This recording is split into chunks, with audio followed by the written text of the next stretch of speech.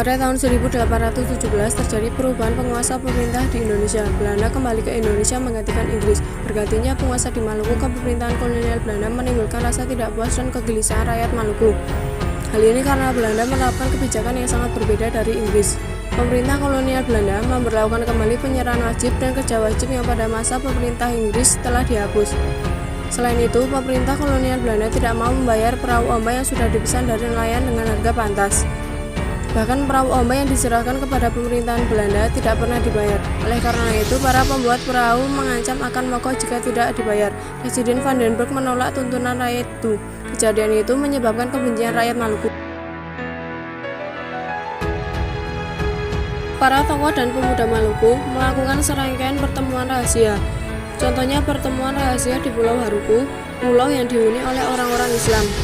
Selanjutnya, pada tanggal 14 Mei 1817 di Pulau Saparua, pulau yang dihuni orang-orang Kristen, kembali diadakan pertemuan di sebuah tempat yang sering disebut dengan hutan kayu putih.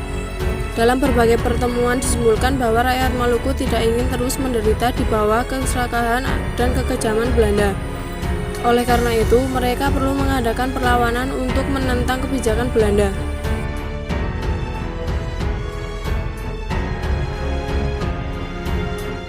Mas Matulesi yang kemudian terkenal dengan gelarnya Patimura dipercaya sebagai pemimpin. Pengalamannya bekerja di Dinas Angkatan Perang Inggris diyakini dapat menguntungkan rakyat Maluku.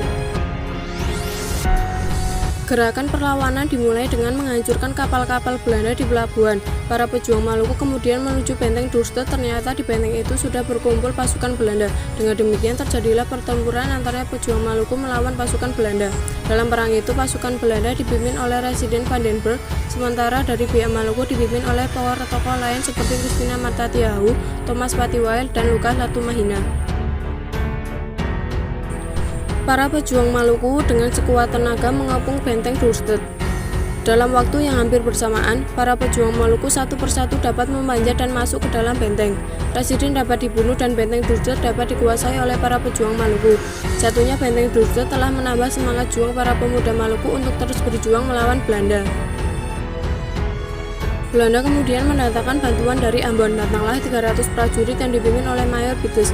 Pasukan ini dikawal oleh dua kapal perang, yakni kapal Nassau dan Everson. Namun bantuan ini dapat digagalkan oleh pasukan Patimura. Bahkan Mayor Biggs terbunuh. Kemenangan ini semakin menggelorakan perjuangan para pejuang di berbagai tempat seperti Seram, Bitu, Haruko, dan Larike. Selanjutnya, Patimura memusatkan perhatian untuk menyerang Zelandia di Pulau Haruku. Melihat gelagat itu, maka pasukan Belanda memperkuat pertahanan benteng di bawah komandannya Groot. Patroli juga diperketat. Oleh karena itu, Patimura gagal menembus benteng Zelandia. Upaya perundingan mulai ditawarkan, tetapi tidak ada kesepakatan. Akhirnya Belanda mengerahkan semua kekuatannya termasuk bantuan dari Batavia untuk merebut kembali benteng Dorset. Bulan Agustus 1817, Saparua diblokade. Benteng Dorset dikepung disertai tembakan meriam yang bertubi-tubi. Patimura terpaksa menyingkir ke hutan dan melakukan perang gerilya. Dengan tipu muslihat, Belanda berhasil menguasai benteng De Ruyck pada 8 November 1817. Belanda juga berhasil menangkap dan menghukum mati Kapiten Paulus Tiahahu, ayah Christina Martha Tiahahu. Setelah itu, Christina Martha Tiahahu yang berusia 17 tahun pergi ke hutan untuk ikut berperang. Sekitar bulan November 1817, Patimura semakin terdesak dan akhirnya dapat ditangkap oleh Belanda. Pada tanggal 16 Desember 1817, Patimura dihukum mati di kota Ambon. Christina Martha Tiahahu yang berusaha melanjutkan perang akhirnya juga tertangkap.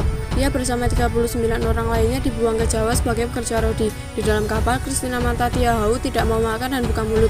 Ia jatuh sakit dan akhirnya meninggal pada 2 Januari 1818. Jenazahnya dibuang ke laut antara Pulau Bulu dan Pulau Tiga.